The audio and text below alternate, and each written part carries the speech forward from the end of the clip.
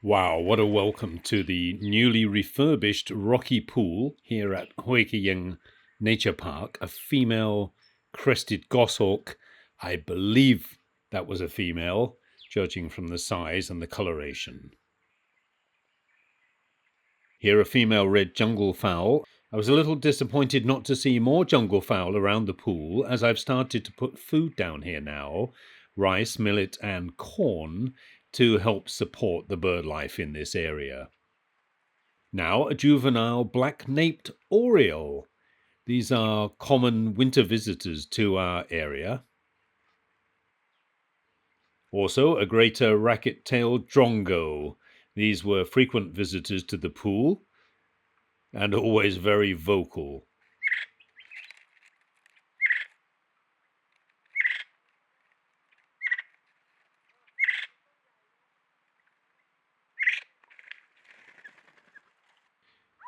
Eastern spotted doves were always present at and around the pool, and this was one bird that did come to eat the food that I've been putting out.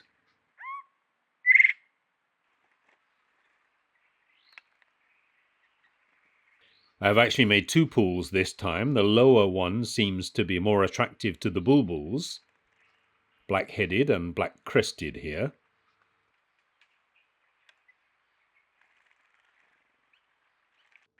We also frequently get striped-throated and streak-eared bulbuls, and many sooty-headed bulbuls as well, which you will see later.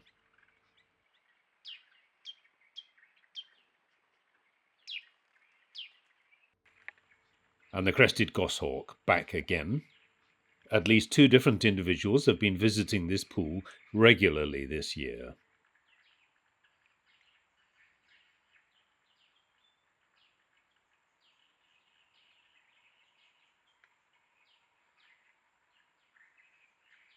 And look at this, greater necklaced laughing thrush.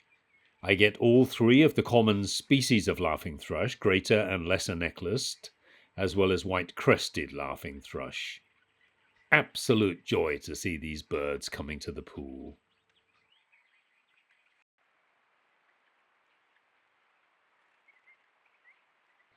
Puff-throated babblers are also regular visitors here and always seem to come as a pair.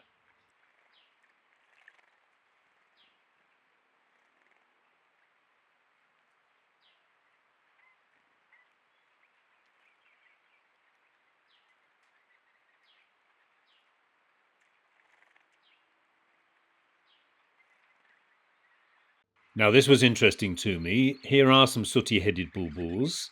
I believe they've been split in Thailand into a northern and a southern race, and one of the diagnostic features is the color of the vent.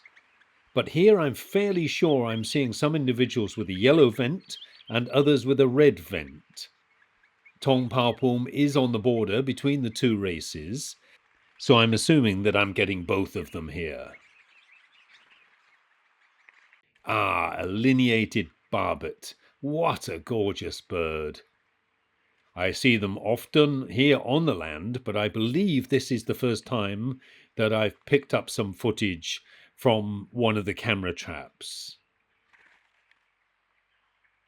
And now another crested goshawk. Is this the male with the grey head and back? And we saw the female before? Please leave a comment if you have any observations on that. You will also notice something else. When these goshawks come to drink, there will be no other birds visible. And miraculously, it turns into a rufous woodpecker on the next clip. Again, I often see this species on the land, but it's wonderful to see it here coming in to drink. Please excuse the black water pipe on the right-hand side there. Although I've done all the cement work on this pool, I have yet to bury that pipe, which leads up to a water tank that we have hidden up behind the bamboo to the right. I believe this is a collared Scops owl, one of several nighttime visits from this bird earlier in the year.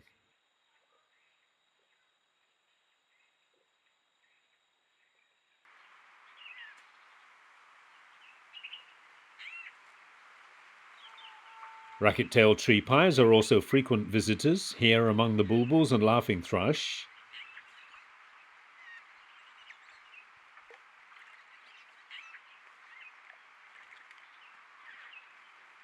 If you look at the back of the image at that earth bank with the boulder protruding out of it, I now have a bird hide on top of that we built in April.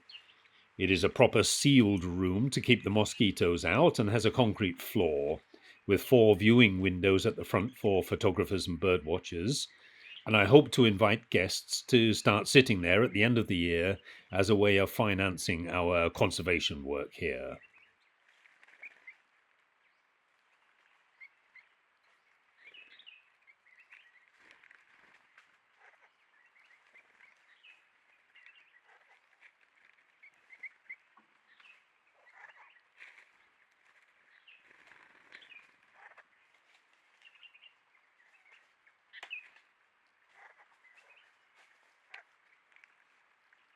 Oh, look at this. What a beautiful sight that is.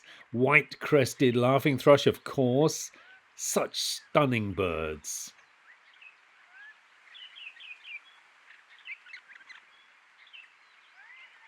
The first time I saw them here at Huaycayeng Nature Park, I was so excited. 15 years ago, when we bought this land, it was completely burnt out, with hardly a tree left standing. But we planted over 5,000 trees and let other areas, such as here, regenerate naturally. And look at it now. We did get another fire this year, and it has damaged a large part of the land, but thankfully this corner was not touched.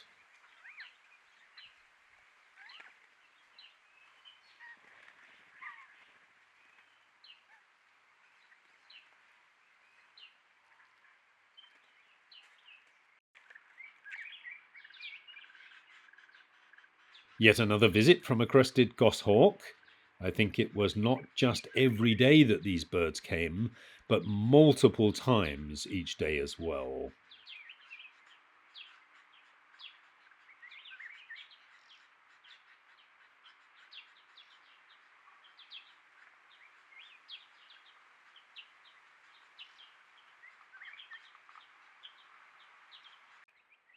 Now here's a male blue flycatcher. I think this is a hill blue flycatcher. As always, please leave a comment and put me straight if I've got that wrong.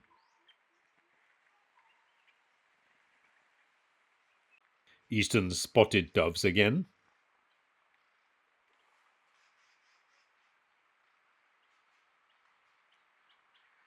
An oriental magpie robin at the pool closer to the camera and a white-rumped shama at the back.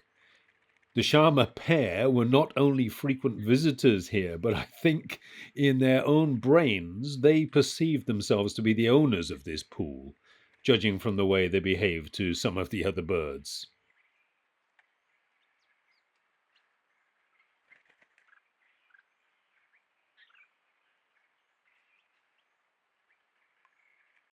Oh, the rufous woodpecker having a little trouble with the lineated barbet up there on the tree. This is another thing to consider, actually. I've got the trail camera attached to a tree at the back of the pool, as it were, but from the hide up on that bank, there will be a great view of all the birds, not just at the water, but also those ones resting or waiting their turn in the trees and bamboos around the pool. Oh, look at this. A green-billed malkoa.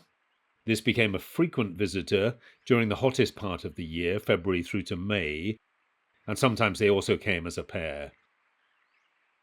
This year we had heavy rain in May, which was very early, so there was water in multiple locations, which meant that many of the birds stopped visiting the pool at that time.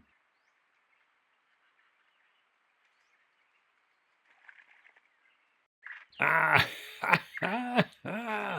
laughing thrushes galore, my goodness me. These are lesser necklace that you can see at the front on the right, but there are also some greater necklace laughing thrush behind them. And of course, all those glorious white-crested laughing thrush at the back. And then we have a greater racket-tailed drongo at the back also. And it really did seem to keep the company of these laughing thrush as a mixed flock. This is now 14th of February 2024. You can see the date at the bottom of the screen. Happy Valentine's, everybody. But that ludicrous date format of month, day, year absolutely drives me crazy. I am currently editing this clip in July. I've really fallen behind because of all the work needed to repair the damage caused by the fire earlier in the year.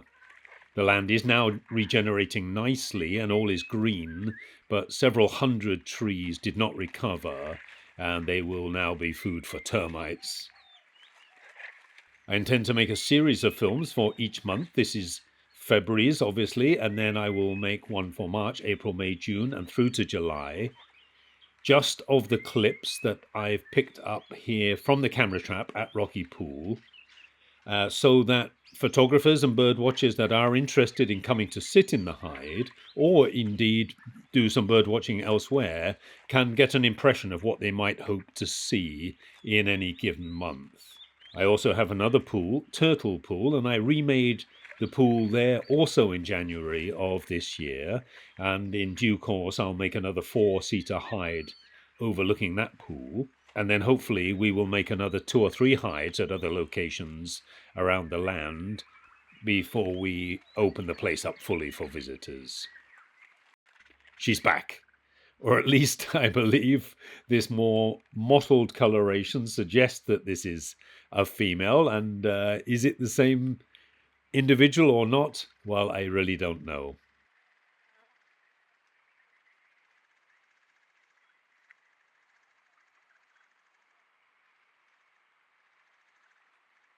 You can see that little gully that goes away to the right behind the tree and the bamboo. That leads to a stream bed that is dry through our winter months here, but flows in the rainy season, and typically July through to about September or October. But this year it started in May with all that early rain coming down from the national park that borders this land. In my dreams, I see a large king cobra coming gliding up there to drink at the pool, but it hasn't happened in reality so far. Dream on. Oh, and look at this, a verditer flycatcher. I've seen them on the land occasionally, but this is the only one that I've picked up on one of the camera traps.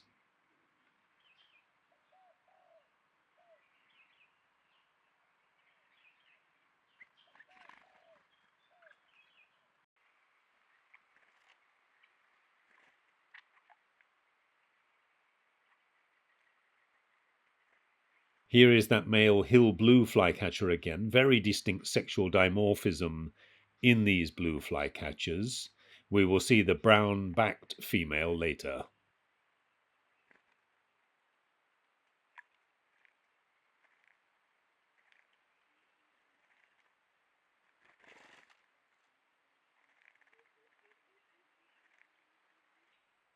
And a crested goshawk again. I believe this is the male, but once again, I would love to hear from anyone regarding the coloration of these birds. Just a word about the camera I'm using here. I bought 2 of these Browning camera traps last year, but they both stopped functioning fairly quickly. Rather frustrating, really, especially as they are manufactured here in Thailand. One of them broke down after about 9 months, so I got a replacement because the warranty was a year, and that is the one you are seeing the images from now.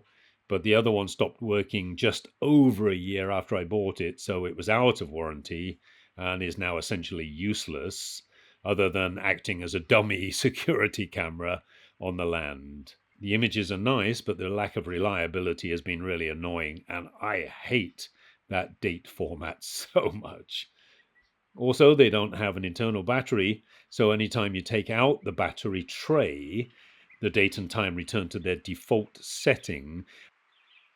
Now here, I believe this is the female hill blue flycatcher. Very different to the male that we saw earlier. Pinstripe tit babblers have also been frequent visitors since I made this pool. They normally come as a small group and are typically rather shy. And what is that? Is that a grey-headed canary flycatcher?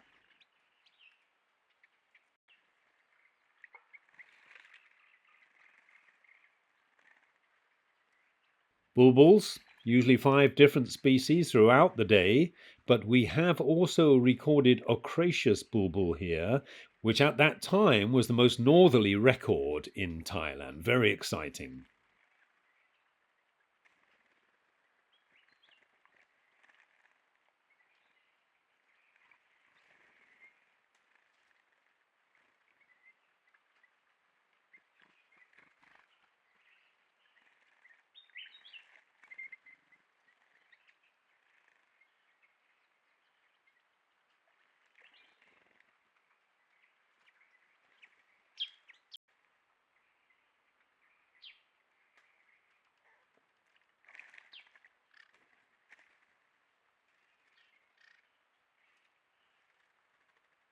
Laughing thrush again, and this seems to embolden the pinstripe tit babblers to take their chance.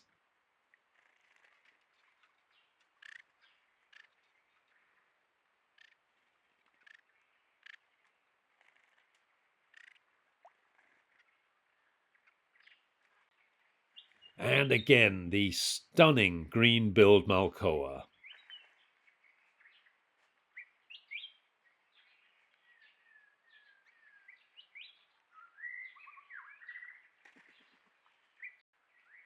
A racket-tailed tree pie once more. At this time of year, they just seem to come singly, but as the dry season got hotter through March and April, they often came together as a group of 6 or 7.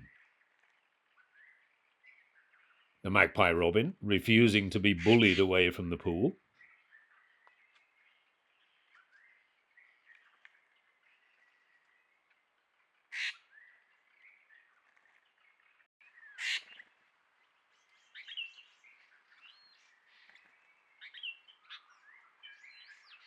I love the tail pattern on these black-headed bulbuls.